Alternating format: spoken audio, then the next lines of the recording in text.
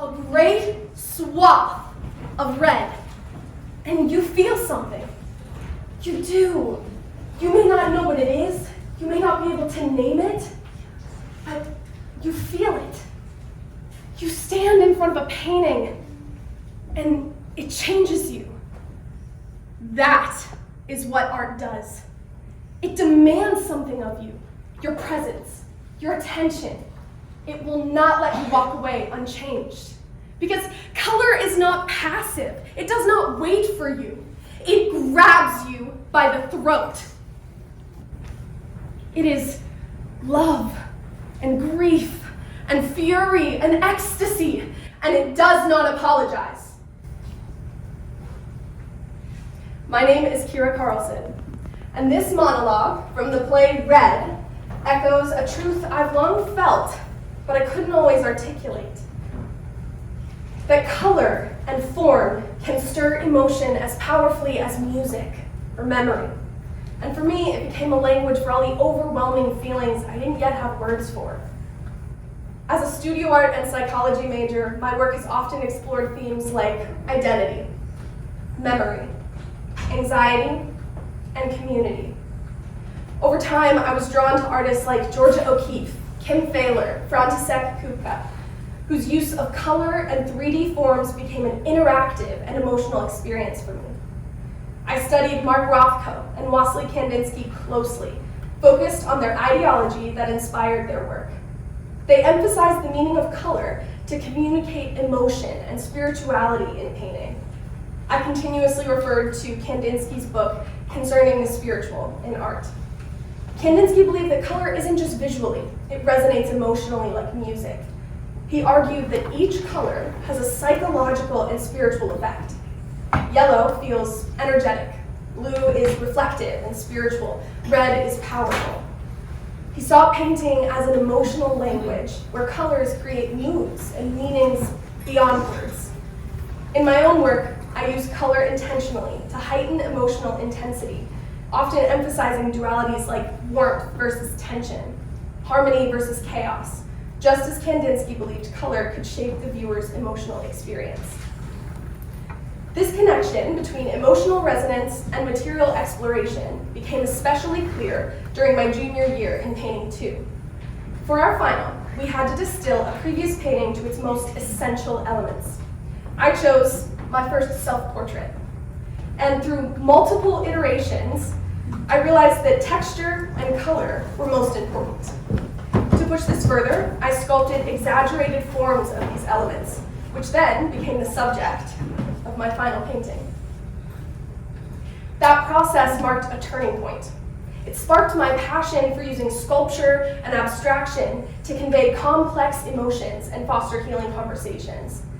As I entered my senior year, I set out to merge these sculptural forms with my love for painting, continuing to explore how emotional and psychological content can live within material form. I became increasingly interested in the idea that to make my paintings as intense and tactile as I envisioned, they needed to quite literally reach out towards the viewer, blurring the boundary between painting and sculpture. So, during the summer and fall of 2024, I began experimenting with what I called 3D paintings. Using materials like clay, foam, and found objects, I attempted to create works that embodied tactile emotion. Pieces that didn't just depict a feeling, but physically expressed it. But as the process unfolded, I ran into a number of challenges. Clay and resin were heavy and costly. Foam, while lightweight, was fragile and visually repetitive. More importantly, despite the intrigue of these materials, the work felt incomplete. I had become so focused on materiality and formal exploration that I lost sight of the very emotions I was trying to communicate. At this point, I was feeling stuck. So I turned to the method that had sparked my earlier breakthrough. I decided to dissect these 3D works the way I had dissected my self-portrait the year before, but this time, flattening the compositions through the lens of a camera. By photographing my sculptural paintings, I stripped away the context of the original material. Viewers could no longer easily identify what it was they were looking at.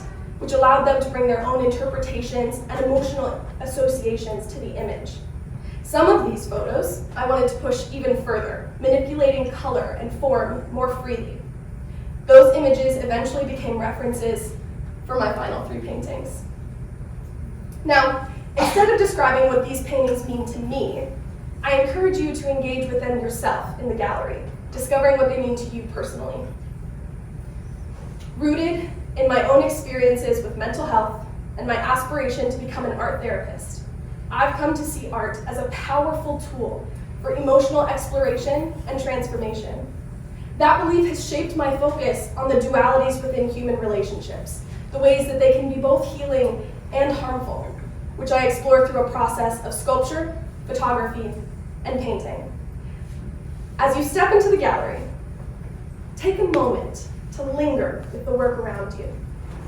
Notice what holds your attention, what shifts your perception, and what stays with you even after you've moved on. My work explores ambivalence and somatization, where abstraction allows complex feelings to take form. Without a clear narrative, it invites personal interpretation, asking you to engage not just with what's there, but with what it evokes in you. Maybe it sparks recognition, maybe curiosity, maybe even discomfort. Whatever it is, I hope you share it with those around you. After all, art is not just about what is seen, it's about what is felt, remembered, and shared. Whether with family, mentors, or friends, we were never meant to walk through life alone. Thank you.